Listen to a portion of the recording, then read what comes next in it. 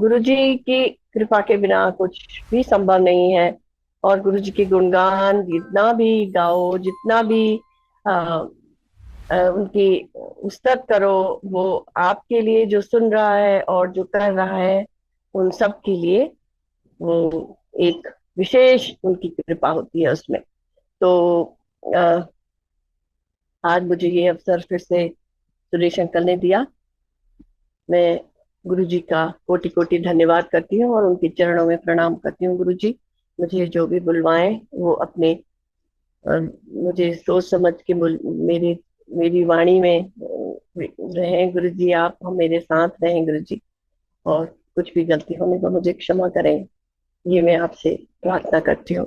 देखिए गुरु जी की उस्तत करना, गुरु जी के हम लोग तो किसी काबिल ही नहीं है, लेकिन गुरु जी जो है वो एक ऐसी प्रेरणा देते हैं, एक ऐसी समझ देते हैं, एक ऐसा विचार देते हैं अंदर से कि आप जो है वो कुछ कहे बिना तो रह ही नहीं सकते। तो जैसे मैं एक और उनकी इज्जत करना, जैसे मैं कहती हूँ ना कि वो है एक ना एक श्लोक, असति गिरि समम शात कज्जलम सुरु तरुवर शाखा लेखनी पत्र मुर्वी लिखिति यदि गृहीत्वा शारदा सर्वकालम तदपि तव गुणानाम ईश पारम नयाति। जो सुमेरु पर्वत है, उस वो काली मिट्टी का है, वो उसकी मिट्टी उसकी उस पर्वत की पूरे समुद्र में शाही घोल दी जाए, सारे सरोवर, सारे सरोवरों में, हाँ सारे समुद्र में, और जितनी पेड़ पौधे हैं उन शाखाओं की कलम लेखनी बना दी जाए, और धरती से आकाश तक आपका कागज बिछा हो, सरस्वती लिखती रहे, सरस्वती बयां करती रहे, लिखती रहे, फिर भी हे प्रभु, हे गुरु जी, आपके जो गुणगान है उनका वर्णन खत्म नहीं हो सकता, पूर्ण नहीं हो सकता। हम तो किसी काबिल नहीं है गुरु जी। और आप तो हमेशा अपनी अपना आशीर्वाद, अपनी कृपा बरसाने के लिए हमेशा तैयार हमको, आ, हम पारे ऊपर अपनी कृपा बरसाते ही रहते हैं। आपकी कृपा का अंत नहीं है गुरु जी। हम लोगों को जो है वो उस काबिल बनना पड़ेगा कि हम गुरु जी की जो है वो कृपा, उनके आशीर्वाद को ग्रहण कर सकें। हम ही अगर खोटे सिक्के निकलेंगे तो कोई कुछ नहीं कर सकता। सूर्य देव जैसे हम कहते हैं, सूर्य देव भी गुरु जी की कृपा के बिना नहीं चमकते। और सूर्य के लिए हम कहते हैं ना कि सूर्य तो हर तरफ अपनी रोशनी सबको एक समान रूप से अपनी किरणों से नवाजता है। लेकिन अगर हम ही छाता लेके खड़े हो जाए तो फिर हमारे ऊपर कैसे उसकी किरण पड़ेगी। तो हमको ही तैयार होना है, हमको उस लायक बनना है कि हम गुरु जी की कृपा पात्र बने, उनके आशीर्वाद को ग्रहण कर सकें। और जैसे मैं कह रही थी ना कि गुरु जी कभी कहते थे कि ये सूरज मेरे मेरे आदेश से, मैं पंजाबी में कहते थे गुरु जी कि मेरे हुक्म नाल ही चढ़दा है, मेरे हुक्म नाल ही चढ़दा है, मेरे हुक्म नाल ही अस्त होंदा है कहंदे सी। क्या मतलब है इसका? कौन है गुरु जी? तो देखिए आप, महादेव से नीचे कोई हो ही नहीं सकते गुरु जी। पूर्ण गुरु हमको, मैंने तो हमेशा उनको पूर्ण गुरु ही समझा जब तक मैं शरीर रूप में उनको जानती थी। और गुरु जी ने, पता नहीं, मैं तो शून्य ही रहती थी हमेशा। मैंने कभी भी इस तरह का मेरे अंदर इफ एंड बट्स आया ही नहीं कि गुरु जी कौन है, क्या है, मैं जानने की कोशिश करूं। बस मैंने तो, पता नहीं वो गुरु जी की ही कृपा थी या जो भी कह लीजिए, उस पहले ही दिन से मैंने पूरा समर्पण उनको अपना कर दिया था। समर्पण इन द सेंस की बिना कुछ, बिना कुछ सोचे समझे या बिना कुछ इफ एंड बट्स के कहना चाहिए, शंकाएं तो है थी ही नहीं मेरे मन में, कुछ भी नहीं, किसी भी तरह की नहीं। और कृपा उनकी हमेशा ही रही। और जैसे गुरुजी, मेरे को एक इसी उसमें एक सत्संग याद आ रहा है कि जैसे गुरुजी कहते थे ना कि सूरज मेरे उससे ही चढ़ता है। तो गुरुजी की इच्छा से बारिश वगैरह, जो बारिश है, गुरुजी ने तो कितने बार करके दिखाया है ये सब। कितने सत्संगों में हम सुनते हैं कि हमारे घर में सत्संग था और सब तैयारी कर रहे थे, बादल आ गए, गुरुजी से प्रार्थना करी और वो बादल छट गए। तो मैं आपको एक सत्संग सुनाती हूँ। एक बार गुरुजी सब संगत को लेके जैसे कहीं जाते थे, तो एक बार गुरुजी जयपुर गए थे। उसमें हम लोग नहीं गए थे, लेकिन हमने वो संगत से बाद में ये सत्संग सुना था कि जब गुरुजी जयपुर गए तो वहां उन्होंने जहाँ भी ठहरे थे गुरुजी, वहां तो लाखों की संख्या में इतनी संगत लाइन से। और गुरुजी बस चलो चलो करके सबको ब्लेस करते जाते थे, क्योंकि इतने लोगों को अटेंड करना भी इतना टाइम लगता, या जो भी। तो गुरुजी की दृष्टि से ही वो सब कुछ क्योर हो जाते थे, और सब लोग दूसरे दिन आके कहते थे, "ये हमारा ये हो गया, हमारा ये हो गया।" गुरुजी ने वहां पे ही किसी के खेत से एक कुएं में, कहते थे पानी ही नहीं है, वो गुरुजी ने ब्लेस किया और उनको उपाय बताया कि उसमें गुड़ डाल दो, या जो भी उपाय उनको बताया। तो वो कुएं में पानी आ गया। फिर गुरुजी ने उनको बोला कि इसको बेचना कभी मत, नहीं तो ये फिर से सूख जाएगा। तो गुरुजी की वहां भी असीम कृपा रही। तो वहां का ही एक सत्संग है ये कि गुरुजी जो है वो वहां के जो राजा थे भवानी सिंह जी, उनके घर गए। उन्होंने मतलब आमंत्रित किया गुरुजी को। और सब संगत वालों ने तो पहले ही भवानी सिंह जी को तो बताया ही हुआ था कि हमारे गुरु जो है वो महाशिव है, भगवान स्वरूप है। तो उन्होंने अपने घर में गुरु जी को और सत्संग संगत को आमंत्रित किया था। और कहते हैं कि वो राजा भवानी सिंह जी ने सारा महल अपना घुमाया, सब गुरु जी को पूरा दिखाया, पीछे पीछे संगत और सब लोग जो भी जितने भी लोग थे। और फिर वो जो है उनको एक अपने बाहर के अपने वरांडे में ऐसी जगह पे लेके गए जहाँ काफी बड़ा उनका वो था, बालकनी थी। और बहुत सुंदर बालकनी, और बैठने की सब चेयर्स पर लगेंगी। गुरु जी को वहां बिठाया उन्होंने। तो वो फिर अपने कहानी किस्से बताने लगे और कहने लगे कि हम लोग यहाँ, हमारे एंसेस्टर्स वगैरह और हम लोग जो है, हम यहाँ उस समय बैठते थे जब यहाँ बारिश होती थी, और अब बारिश का आनंद लेते थे। इस तरह से वो बता रहे थे गुरु जी को।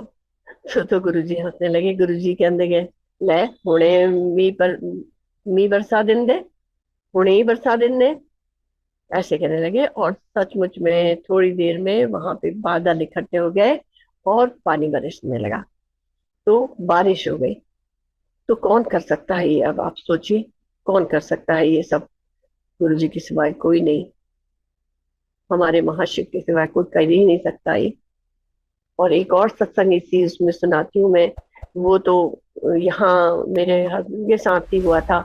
जोशी अंकल जो है वो एनएसजी में पोस्टेड थे हुए थे उस समय, और दिल्ली में ही आए थे। और पालम में हम लोग रहा करते थे। नहीं, बाद में तो हम उधर नेताजी नगर में रहने लगे थे। नेताजी नगर में रहते थे। और इनको जो है वो ऑफिस वहां जाना पड़ता था, मानेसर। मानेसर में एनएसजी के ऑल द वे इसी इसी रूट से, सुल्तानपुर वाले रूट से ही जाते थे। और बहुत छोटी सी रोड होती थी, सिंगल रोड होती थी उस समय, उबड़ खाबड़ सी।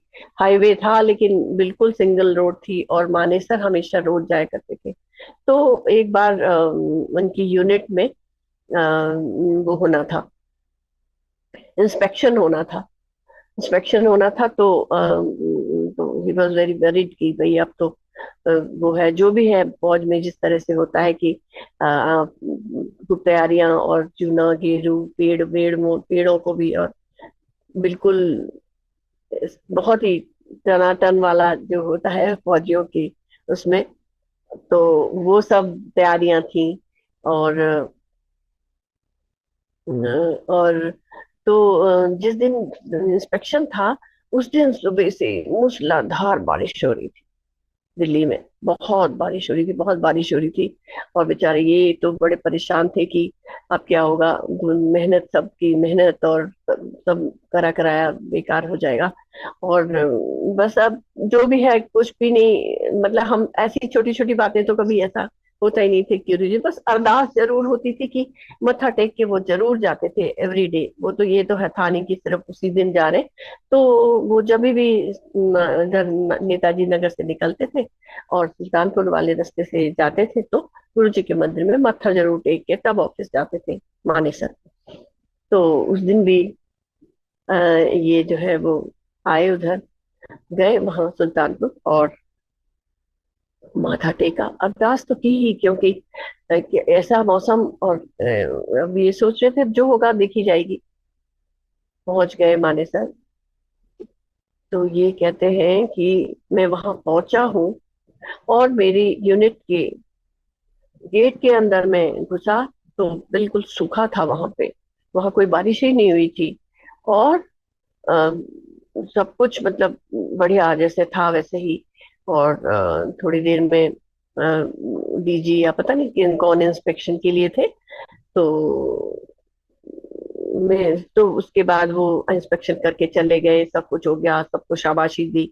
दूसरे यूनिट के जो सीओ थे उनको बोलने लगे कि जोशी की यूनिट, कर्नल जोशी का यूनिट देख के आओ। उनसे मतलब इतनी शाबाशी दी कि दूसरे को बताया कि उस यूनिट को देख के आओ, उनसे सीखो। इतनी शाबाशी, इतना सब कुछ मिला। और वो जो थे वो चले गए इंस्पेक्शन कर। जोशीमठ बताते हैं कि जैसे ही उन लोग की गाड़ी गेट के बाहर गई और यहाँ मूसलाधार बारिश शुरू हो गई। तो शाम को जब गुरु जी के मंदिर में आए तो गुरु जी ने बोला, देखिया फिर नजारे। ऐसे कहने लगे गुरु जी, कौन कर सकता है ये सब, बताइए।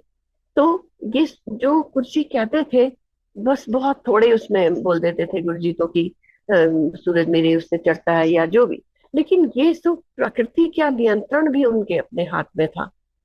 सारा कुछ उनके हाथ में होता था। तो गुरु महाराज के चरणों में हम, गुरु जी ने हमें अपने शरण में रखा है। इससे ज्यादा हमको क्या चाहिए, बताइए। कितने भाग्यशाली हैं हम कि हम उनकी छत्र छाया में बिना किसी चिंता के, बिना किसी संशय के, बिना किसी चिंता फिकर के हम अपनी जिंदगी जी रहे हैं।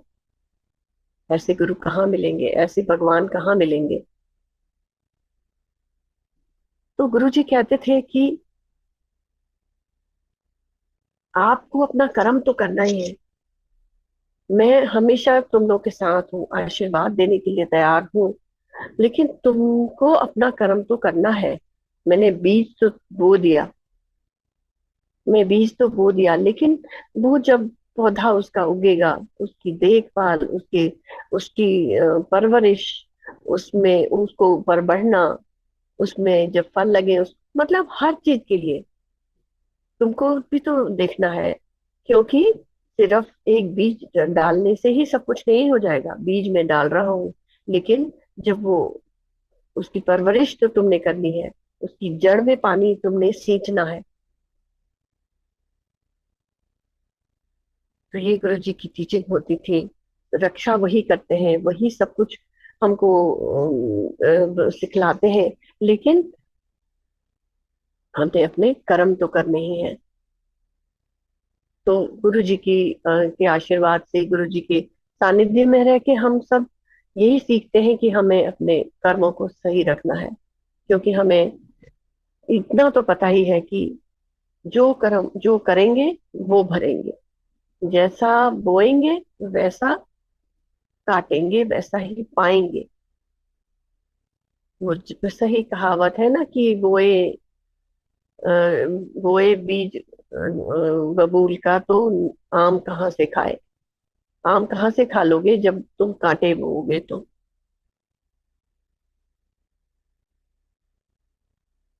तो और गुरुजी तो, जीवन दान तो गुरुजी का था ही। गुरुजी ने न जाने कितने लोगों को कितनी बार ही जिंदगी दी है। किन्हीं लोगों को गुरुजी कह देते थे, जहाँ तनु 5 साल दिखते कि ना, नहीं किसी किसी को कुछ कहते थे।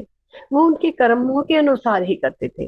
इन्हीं को अति कष्ट होता था, तो गुरुजी को मालूम था कि इसने बिस्तरे में पड़े के क्या करना है। इसको इसको मुक्त करना है, जिसको मुक्त करना है उसको मुक्त करना है, जिसके कष्ट काटने हैं उसके कष्ट काटने हैं। वो गुरुजी को ही पता था, क्योंकि हम सब जो है वो अलग अलग कक्षाओं में हैं। भाई बहन भी हो या पति पत्नी हो या कोई भी हो, सब एक ही लेवल में नहीं हो सकते, नहीं होते। घर के भी एक ही सदस्य होंगे, वो भी गुरुजी की कक्षा में अलग अलग क्लास में है। तो जो जिस लेवल में होगा वो गुरुजी उसको उसी तरह की उसी तरह के से बर्ताव भी करते थे गुरुजी। जो जैसी बात करता था उससे वैसी बातें करते थे। जिसको जो चीज की, जैसे किसी को सचमुच में किसी को इतनी पूछने की उनसे लालसा होती थी तो पूछते भी थे गुरुजी, उनका आंसर भी देते थे। मैं तो, मुझे लगता है सबसे छोटी और सबसे पीछे की क्लास में हूँ अभी भी। और मुझे ना बात करना आता था गुरुजी से, ना मैं पूछती थी, ना ही मेरे अंदर से कोई प्रश्न ही होता था। मैं पूछूं भी क्या, मेरे अंदर से आता ही नहीं था कुछ भी। बस मैं तो बस ऐसे उनकी उनकी वैसे बस उनके कुछ, बस मेरे पास शब्द नहीं है। मैं उनकी खुशबू में, उनकी सुगंध में, उनकी जो उनकी जो रौनक है, उनकी जो ऑरा था उनके, बस उसी में मैं खो जाती थी। और मैं अपने आप में नहीं होती थी, और मुझे कुछ याद भी नहीं रहता था। मुझे कुछ ये भी कभी भी नहीं समझ में आता था कि मैंने पूछना क्या है या कहना क्या है या सोचना क्या है। पूछनी तो बहुत दूर की बात है, मैं सोच भी नहीं सकती थी कुछ। मुझे कुछ नहीं सूझता था कि मैं, और मुझे ये भी नहीं पता होता था मैं कहाँ पर हूँ। पता नहीं इतना टाइम निकल गया, मैं अभी भी कभी भी सोचती हूँ कि कितने साल निकल गए, मुझे बिल्कुल पता नहीं है मैं कहाँ थी, कहाँ हूँ, कहाँ थी। और कभी कभी अभी भी होता है ऐसा। और जैसे गुरुजी से कनेक्शन करने का कहते हैं लोग कि कौन कैसे करेगा, सबके मुझे लगता है अपने अपने तरीके होते हैं। कौन किस तरह से गुरुजी के साथ कनेक्ट करता है, कनेक्ट करने का मतलब क्या होता है, ये भी सबका अपना अपना सोचने का तरीका है। और जैसे आप उसमें बैठे हैं, आप मेडिटेशन में बैठे हैं, तो कोई जरूरी नहीं है कि आप कनेक्ट हो पाएंगे। और वो कनेक्ट का मतलब क्या होता है कि तो एक कनेक्ट का, अब मैं वैसे मुझे नहीं पता क्या होता है, सचमुच में नहीं पता। लेकिन सबकी दूसरों की फीलिंग्स में जो सुनती हूँ उसकी वजह से ये सब बता रही हूँ। पर मुझे अपनी जो मेरी कनेक्ट की जो परिभाषा है, मैं अपने लिए बता रही हूँ। जैसे मैं कभी कभी, जब कभी कभी क्या, अक्सर ही शिव पुराण पढ़ती हूँ या जो भी करती हूँ, उसमें कोई प्रसंग ऐसे आ जाते हैं कि वो आपके हृदय को छूते हैं। वो आपके ऐसे बदन में इस तरह से संचार सा होता है, एक करंट सा आता है पूरी बॉडी में कि आपके रोम रोम में एक बिजली सी पहुंच जाती है, और आप के आंसू आने लगते हैं, जब मतलब बिना किसी रीजन के। और आप गुरु जी की तरफ देखते हो तो लगता है कि क्या हो रहा है ये। तो मुझे लगता है यही कनेक्शन है। और कभी कभी क्या होता है, कोई शब्द आपने हजारों बार वो शब्द सुने हैं जो गुरु जी की शरण में बैठ के हम लोग सुनते थे, वही शब्द अब हम कभी जब अकेले में सुनते हैं, उस समय एक ऐसी तरंग आती है। वो गुरु जी का कनेक्शन है, वो गुरु जी का करंट होता है। वो गुरु जी के साथ मुझे लगता है कनेक्ट है।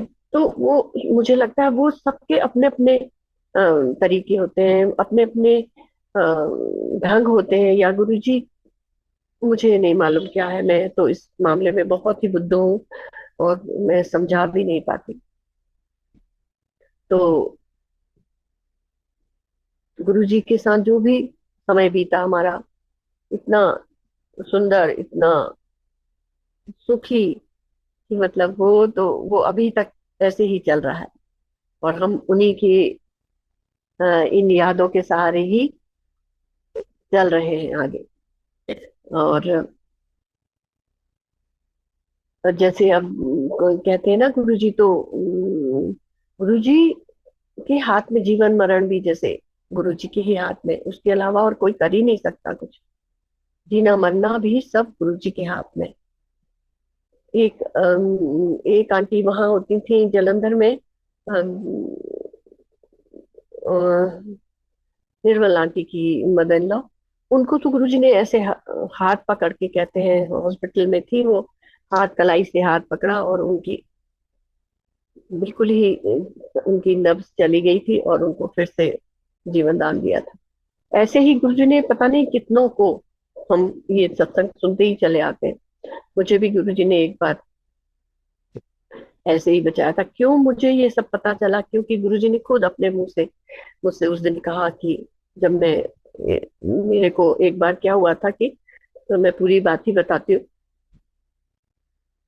हम लोग, मेरे मामा वगैरह हरिद्वार में रहते थे, तो मेरे मामा, बड़े मामा का, अब तो नहीं है, उनका बड़ा बेटा जो था वो, उसकी डेथ हो गई यंग बच्चे की। और वो मेरे ख्याल से 22-24 साल का या ज्यादा होगा, मुझे पता नहीं है ठीक से एज। उसकी डेथ हो गई तो हरिद्वार में, और हम लोग ना जा पाए ना कुछ ऐसा हुआ। तो बाद में एक बार फिर मैंने और मेरे हस्बैंड ने सोचा कि जोशी अंकल कहेंगे चलो ओके आते हैं एक बार हरिद्वार। फिर हम दोनों जने, हम उस समय बसंत कुंज घर में रहते थे, गुरु जी से आज्ञा लेके, गुरु जी से आदेश लेकर के हम गए। और हम एक रात शायद वहां रुके, और नेक्स्ट डे हमने वापस आना था। जैसे ही मैं गाड़ी में बैठने लगी, एकदम से मेरी कमर में बहुत जोर से जैसे नस चढ़ गई, चुप पड़ गई जिसे कहते हैं। इतनी बुरी की मतलब, पता नहीं मेरे को क्या हो गया। और वो, अब मैं न बाहर, मतलब आधी अंदर आधे बाहर, और फट से बैठी में, जो शंकल कह रहे अब तो तुम बैठ ही जाओ, अगर बाहर निकल गई तो फिर तो हम जा ही नहीं पाएंगे। तो खैर बेल्ट वेल्ट लगा के और किसी तरह से मैं गाड़ी में बैठ गई और हम चले आए। रास्ते में एक जगह रुकना था कि थोड़ा सा ब्रेक तो हो जाए। तो मैं तो किसी हालत में नहीं होती, तो वॉशरूम भी जाना था। और तीर्थल में इन्होंने रोकी गाड़ी, और वहां पे पता नहीं कितनी मुश्किल से मैं करा करा के, बहुत मुश्किल से मैं पहुंची वॉशरूम। और मतलब वो मैं याद करती हूँ तो मुझे लगता है पता नहीं मैंने कैसे किया होगा। खैर किसी तरह से घर पहुंचे वसंत कुंज। वसंत कुंज में भी हमारा सेकंड फ्लोर में था। सेकंड फ्लोर भी किसी तरह से घसीटते घसीटते चढ़ ही गए, और हाँ बस जो पड़ गई मैं बिस्तर में, उसके बाद बिल्कुल जैसे अधमरा होता है कोई इंसान, वैसे में पड़ गई। और फिर लेकिन वो तो है ही ना कि वॉशरूम तो जाना ही पड़ेगा खुद से। तो फिर से खैर थोड़ा जो भी था, दवाई भी खा ली, कुछ मलहम जो भी थे वो लगा लिए, ये सब हो गया। तो वॉशरूम के लिए उठी। वॉशरूम के लिए उठी जैसे ही, और दरवाजे के पास पहुंची हूँ, पता नहीं सिर घुमा और पूरा अंधेरा हो गया, और मैं धड़ाम से गिर गई। और जो शंकल तो घर पे ही थे, मुझे कुछ पता नहीं उसके बाद क्या हुआ। उस समय डुप्लेक्स था वो हमारा घर, और ऊपर वाले कमरे में किशोरी भैया और रहते थे। और उनकी वाइफ उस समय आई हुई थी, कुछ समय कभी कभी आ जाती थी वो। तो उनकी वाइफ आई हुई थी। तो उन्होंने जयशंकर बहुत जोर जोर से मेरे नाम लेके, नीलू कहते हैं उनके घर में, तो बहुत जोर जोर से आवाज देने लगे मुझे। तो अ, वो लोग, वो ऊपर आंटी सोच लगी जो शंकर की तो कभी आवाज ही नहीं आती है, बात करने तक कुछ आवाज ही नहीं आती, इतनी जोर जोर से क्यों बोल रहे हैं। तो उन्होंने ऊपर से देखा, नीचे झांक के देखा, तो मैं वहां पे उनको दिखाई भी होंगी किचन के उधर ही जो ऐसे पड़ी थी। वो भाग भाग के नीचे आई, और जल्दी से उन्होंने पानी वानी जो भी लाए वो लोग, तो वो बाद में बताएंगे ये सब, तो मुझे तो कुछ पता ही नहीं है ये सब। कि वो बताने लगे कि मैं जो शंकर की आवाज सुन के भाग के आई, और तब पानी लेके मैंने छींटे मारे, कहती है। तो जब उन्होंने छींटे मारे तब मुझे होश आया होगा, और मैंने साक्षात गुरु जी को देखा। आंख जैसी खुली, मुझे लगा ऐसे गुरु जी खड़े हैं। गुरु जी खड़े हैं बिल्कुल जैसे सूर्य की तरफ, ऑरेंज एकदम, लाल एकदम ऑरेंज, रंग के। और गुरुजी मेरे मेरे ऐसे, मैं जैसे नीचे हूँ तो ऐसे पूरे गुरुजी मुझे दिखाई दिए। और बस जो भी था उतना ही दिखाई दिया मुझे। और मैं फिर ठीक हो गई। किसी तरह पकड़ के मुझे फिर से अपने बेड में लिटा दिया। और अब क्या हुआ कि गुरुजी को तो पता ही होता है सब चीज का। हम कहते हैं ना गुरुजी को पता नहीं किसने बताया, या गुरुजी को कैसे पता। गुरुजी को तो सब पता है। तो गुरुजी को पता था कि मेरे को ये हो रहा है। और गुरुजी ने मालूम नहीं कैसे, किसको, क्या, कहाँ, ये सब तो मुझे बिल्कुल नहीं मालूम। तो एक डॉक्टर होते थे, अभी यहीं रहते हैं अब तो दिल्ली में ही। वो पहले चंडीगढ़ में रहते थे और बीच बीच में आते रहते थे वो। उनका नाम एमपी सिंह है। एमपी सिंह है, लेकिन उनको भी गुरुजी ने नई लाइफ दी थी, तो गुरुजी ने उनके एमपी को मुड़ प्रत्या कर दिया था। मुड़ प्रत्या सिंह रख दिया था उनका नाम, की मुड़ के आ गया ये, मैंने इसको मुड़ के वापस भेजा है, इसकी लाइफ दोबारा दी है। तो उन्होंने उनका नाम ही मुड़ प्रत्या सिंह रख दिया था। तो वो एमपी सिंह अंकल जो है वो आए हुए होंगे। तो मुझे नहीं मालूम वो कैसे हमारे घर आ गए। वो है ऑर्थोपेडिक डॉक्टर। तो वो आ गए हमारे घर। और उन्होंने कहा कि हो, देखा कि हो गया, ये है वो है, पूछा। और मुझे मुझे खुद से उन्होंने ऐसे तिरछे लेटाया, तिरछी करवट, और बॉडी को ट्विस्ट कर दिया ऐसे करके। ये आधा भाग इधर, आधा ऐसे। फिर दूसरी तरफ लेटाया और फिर से ट्विस्ट कर दिया। तो और कड़ाके बजा दिए। कड़ाके बजाते थे ना, जैसे कभी गुरुजी भी किसी किसी का करते थे यहाँ, किसी के कंधे में या किसी के मैंने, हम लोगों ने खड़े खड़े ही कर देते थे गुरुजी। तो हाथ से पकड़ के जोर से ऐसे कर देंगे तो वो कड़ाके बज, मतलब हड्डी से आवाज होती थी। तो उसको गुरुजी कड़ाके बजाना कहते थे। तो गुरुजी ने, नहीं तो उन्होंने कड़ाके बजा दिए। और बिल्कुल जैसे गुरुजी आदेश देते हैं, बिल्कुल वो एक चेयर पे मुझे बिठा दिया। बोलो बैठो इसमें, सीधे बैठो। सीधे बैठ गई, सीधे बैठ। अभी ऐसे इधर नहीं सोना है, इसमें हार्ड बेड में सोना है, मतलब स्ट्रेट इंस्ट्रक्शंस दिए उन्होंने कि